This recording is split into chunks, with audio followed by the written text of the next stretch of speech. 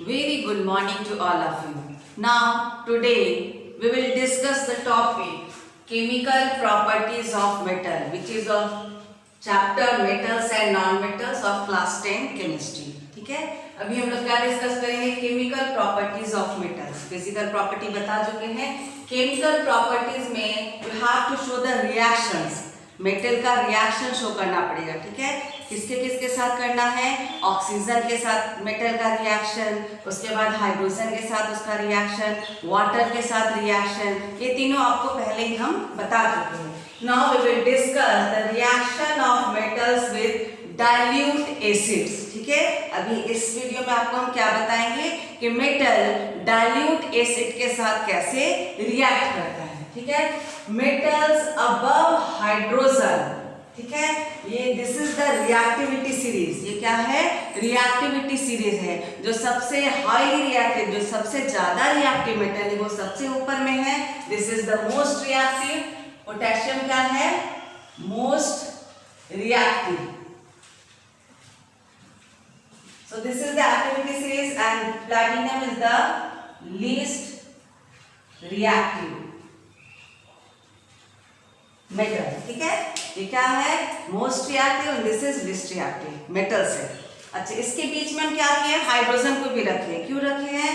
Because hydrogen also forms H+ by losing its one electron. Hydrogen में क्या होता है?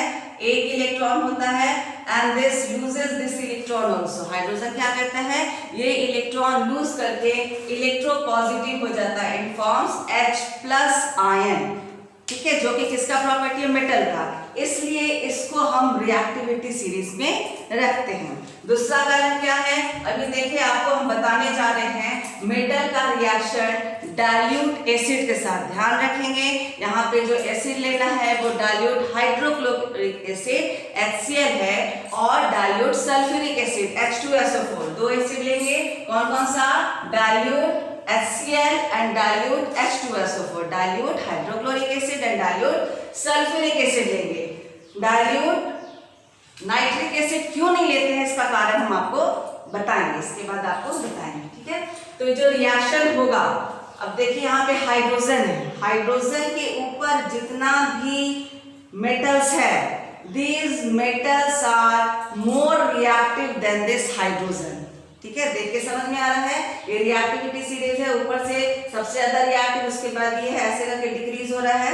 रिएक्टिविटी क्या हो रहा है? डिक्रीज कर रहा है. तो हाइड्रोजन के ऊपर जो भी है वो हाइड्रोजन से ज्यादा रिएक्टिव है. ठीक है, तो जब ये सब metal, sodium, potassium, calcium, magnesium, aluminium, zinc हुआ, आयरन, लेड, ये सब क्या है? जब एसिड डाइल्यूट HCl और डाइल्यूट H2SO4 के साथ रिएक्ट करेगा, so this will displace hydrogen. Hydrogen को वो एसिड से डिस्प्लेस कर सकता है. So this is also one form of displacement reaction. Displacement reaction. Displacement reaction में क्या होता है? जो ज्यादा रिएक्टिव मेटल है वो कम रिएक्टिव मेटल को हटा देता है, डिस्प्लेस कर देता है. So displacement reaction also. ठीक है, तो यहाँ पे क्या देखेंगे? इन सारे का जो रिएक्शन होगा, मेटल का रिएक्शन होगा HCl, डाइल्यूट HCl और H2SO4 के साथ, उसका रिएक्शन देखिए. जैसे देखिए, पोटेशियम K+ डाइल्यूट HCl. क्या लेंगे? हमेशा याद रखेंगे, डाइल्यूट HCl ही लेना है. क्या बनेगा? KCl plus H2 gas will evolve. Evolve का साइन है, तब इवॉल्व हो गया. उसके बाद क्या है? Sodium plus dilute HCl. What will happen? We get NaCl, salt, metal salt plus hydrogen gas evolve. ठीक है, उसका देख लीजिए, कैल्शियम लीजिए, मैग्नीशियम लीजिए. Calcium plus HCl dilute, we get CaCl2 plus hydrogen gas evolve. ये आपको पता है KCl क्यों लिखे हैं? बिकॉज K का +1 चार्ज होता है, Cl का -1 होता है. क्या होगा? Product will be, symbol will be, इसका फॉर्मूला क्या हो जाएगा? KCl. But in case of KCl, Ca में क्या होता है +2 होता है और Cl का क्या होता है -1 आता है. That's why the formula of calcium chloride is CaCl2. इसका मैग्नीशियम देखेंगे. Magnesium plus HCl dilute. Magnesium का क्या होता है Mg+2, तो this will also form MgCl2 and hydrogen gas evolve. ठीक है. Potassium, sodium, calcium, magnesium. फिर एल्युमिनियम का भी देख लीजिए. एल्युमिनियम है, जिंक है, आयरन है. Aluminium plus dilute HCl we get AlCl3 plus H2 gas evolve. यहाँ पे क्या है, यहाँ पे AlCl3. why is it so? because Al plus 3 Cl minus 1 formula will be AlCl3. Zinc है, zinc plus dilute HCl. now this is very easy. एक यदि आप समझ जाएंगे ZnCl because Zn is +2 plus H2 gas evolve. ठीक है. उसके बाद iron Fe plus dilute HCl FeCl2. this will form FeCl2 H2 gas evolve. ठीक है. ये रिएक्शन सब हो गया किसके साथ डाइल्यूट HCl के साथ. सिमिलरली यदि आप H2SO4 के साथ करेंगे तो उसी तरह का रिएक्शन होगा. In place of HCl you have to write H2SO4. और थोड़ा सा वैलेंसी को ध्यान में रखेंगे. जैसे सोडियम है, sodium plus dilute H2SO4. what will happen? you get Na2SO4 plus H2 gas तो निकलेगा नहीं, H2 गैस इवॉल्व. यहाँ पे ध्यान रखेंगे Na का होता है +1 और सल्फेट होता है SO4 2-, इसलिए फॉर्मूला क्या हो जाएगा Na2SO4. ओके. उसके बाद देखिए magnesium plus dilute H2SO4. this you will get MgSO4 plus H2 gas evolve. यहाँ पे कैसे हो गया MgSO4? Mg का हमको पता है क्या होता है +2. after losing 2 electron it requires noble gas configuration. so this is +2 charge and SO4 -2. दोनों में 2 हो जाएगा. no need to write 2. so the formula is MgSO4. ठीक है. आप एल्युमिनियम के साथ देख सकते हैं, जिंक के साथ देखते हैं. Zinc plus dilute H2SO4 we get ZnSO4 plus H2 gas evolve and so on. ठीक है. आयरन के साथ देख लीजिए Fe plus dilute H2SO4 we get ferrous sulfate FeSO4 plus H2 gas evolve. लेकिन ये जो रिएक्शन हो रहा है, ठीक है, पोटेशियम और सोडियम के साथ जो रिएक्शन होगा दिस विल बी वायलेंट. क्या होगा? बहुत ही विग्रस वायलेंट रिएक्शन होगा. ओके. कैल्शियम के साथ होगा vigorous but less than sodium and potassium. ये भी थोड़ा सा विग्रस होता है. ठीक है. लेकिन सोडियम और पोटेशियम जितना नहीं होता है. Why? Because sodium and potassium is very very reactive. आपको बताया कि जब ऑक्सीजन के साथ रिएक्ट करता है तो भी वो फायर कैच कर लेता है, वाटर के साथ रिएक्ट करता है तो भी फायर कैच कर लेता है. और यही कारण है सोडियम और पोटेशियम को कहाँ रखा जाता है? This is kept in kerosene. ठीक है. सोडियम और पोटेशियम को कहाँ रखा जाता है? Sodium and potassium is kept in kerosene. क्योंकि वो क्या होता है? बहुत ही रिएक्टिव होता है. वाटर के साथ भी रिएक्ट कर जाता है, ऑक्सीजन के साथ भी रिएक्ट करके फायर कैच कर लेता है. ठीक है. तो इसका जो रिएक्शन होगा क्या होगा? बहुत ही विग्रस होगा. कैल्शियम का होता है थोड़ा, लेकिन पोटेशियम सोडियम जैसा नहीं होता है. मैग्नीशियम का रैपिडली होता है, होता बहुत जल्दी है. मैग्नीशियम का रिएक्शन डाइल्यूट HCl और H2SO4 के साथ होता है, रैपिड होता है बट लेस देन कैल्शियम. लेकिन कैल्शियम के साथ जितना रैपिड होता है उससे थोड़ा कम होता है. एल्युमिनियम में क्या होता है, शुरू में एल्युमिनियम में जब रिएक्शन होगा तो शुरू में स्टार्टिंग में वो थोड़ा कम होता है और उसके बाद जाके फास्ट हो जाता है। उसका कारण क्या है कि एल्युमिनियम में एसिड के साथ रिएक्शन पहले स्लो होता है, बिगनिंग में क्या होगा, स्लो होगा। देखिए आपको बताए थे कि एल्युमिनियम जो होता है, एल्युमिनियम है, एल्युमिनियम के ऊपर एल्युमिनियम ऑक्साइड का कोटिंग हो जाता है। क्या हो जाता है, Al2O3 का कोटिंग लेयर चढ़ जाता है और जो फर्दर एल्युमिनियम को कोरोजन से बचाता है। This aluminium oxide layer protect this aluminium from further corrosion, इससे बचाता है। तो जब डाइल्यूट HCl के साथ रिएक्शन शुरू होता है तो जब तक ये लेयर है, जब तक ये लेयर क्या करेगा, डिसॉल्व होगा एसिड के साथ, जब तक ये लेयर रहता है और एसिड के साथ डिसॉल्व होता है तब तक रिएक्शन स्लो होता है। लेकिन जब एल्युमिनियम ऑक्साइड का लेयर खत्म हो जाता है और डाइल्यूट HCl डायरेक्ट ये एल्युमिनियम के कांटेक्ट में आ जाता है तब क्या होता है, रिएक्शन फास्ट हो जाता है। तो एल्युमिनियम के साथ रिएक्शन यदि पूछा जाए कि क्यों पहले स्लो होता है फिर बाद में क्यों नॉर्मल हो जाता है, तो आपको यही बताना है कि ऊपर में क्या होता है, एल्युमिनियम ऑक्साइड का लेयर, जब वो खत्म हो जाता है देन रिएक्शन स्टार्ट्स, उसके बाद फास्ट हो जाता है। जिंक के साथ स्लो होता है, जिंक के साथ रिएक्शन होता है, आपको वीडियो में भी दिखाए थे जब आपको एक्सपेरिमेंट कराए थे तो इसके साथ स्लो होता है। और आयरन और लेड के साथ बहुत ही स्लो होता है, रिएक्शन होता है लेकिन बहुत ही स्लो होता है। ठीक है, उसके बाद तो आप रिएक्टिविटी सीरीज देख ही रहे हैं, हाइड्रोजन के ऊपर जो मेटल था उसके साथ रिएक्शन होता है और जो नीचे है वो तो हाइड्रोजन को एसिड से डिस्प्लेस कर ही नहीं सकता है। ठीक है, इसके लिए एक NCERT में एक्टिविटी दिया गया है।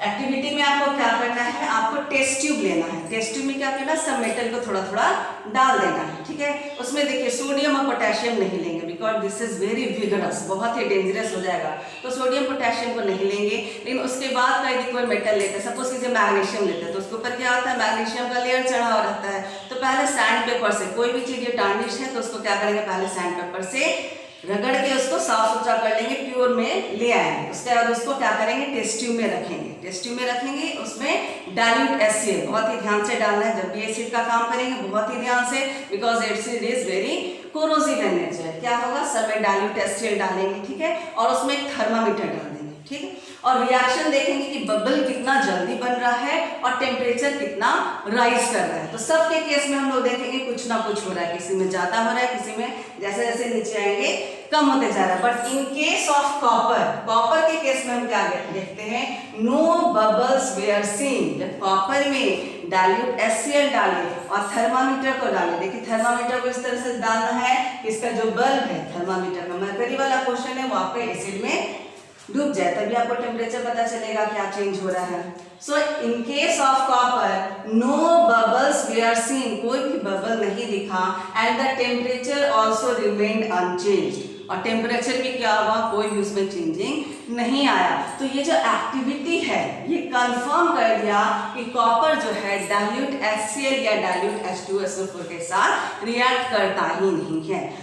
तो यदि आपको ये रिएक्टिविटी सीरीज याद है, ठीक है, ये आपके NCERT में पेज नंबर 45 में दिया हुआ, metals and non metals chapter में दिया हुआ है। यदि आपको ये याद है, ठीक है, potassium, sodium, then calcium, magnesium, aluminium, zinc, iron, lead, then hydrogen, after that copper, silver, gold, platinum, इसको आप एकदम याद कर लीजिए। यदि ये आप याद कर लेते हैं तो आपको डिस्प्लेसमेंट रिएक्शन में भी बहुत काम आएगा, और यहाँ पे जितना भी मेटल का रिएक्शन दिखाया जा रहा है उसमें भी रिएक्टिविटी के हिसाब से चलेंगे तो आपको बहुत ही सुविधा होगी।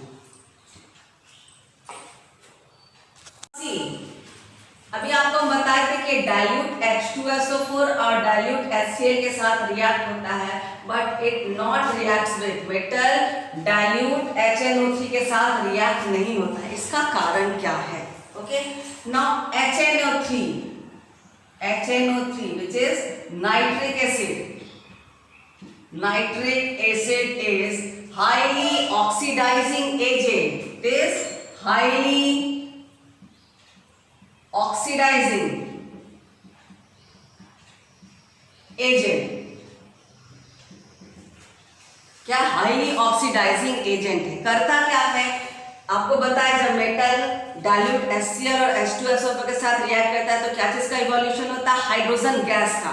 लेकिन इन दिस केस क्या होता है?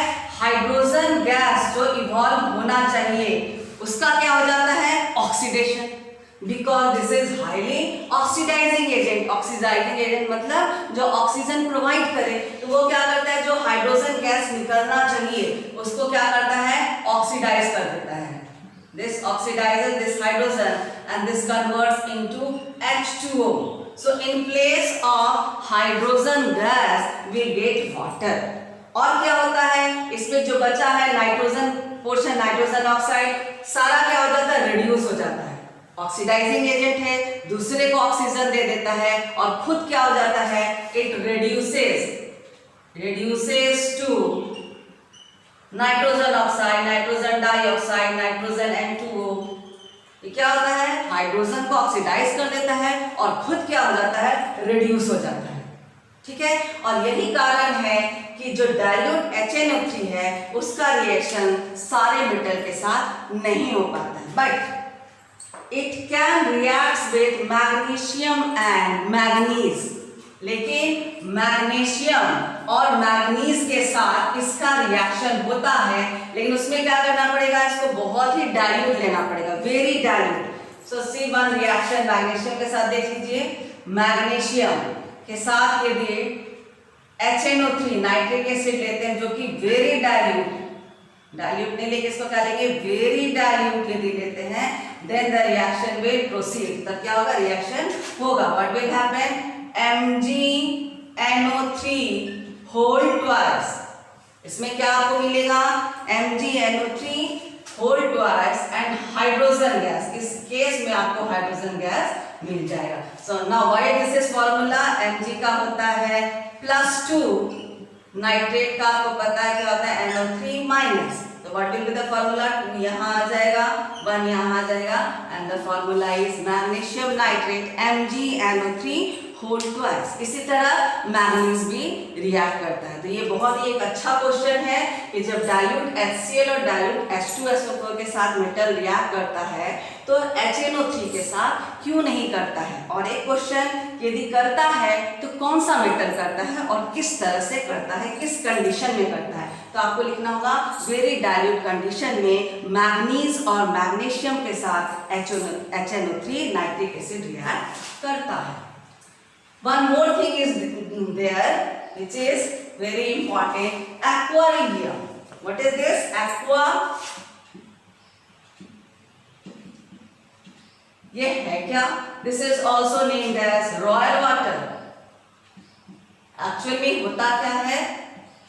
This is combination of, इसका मिक्सचर, क्या चीज का मिक्सचर है? HCl concentrated, इसमें डाइल्यूट नहीं, इसमें क्या लेना है?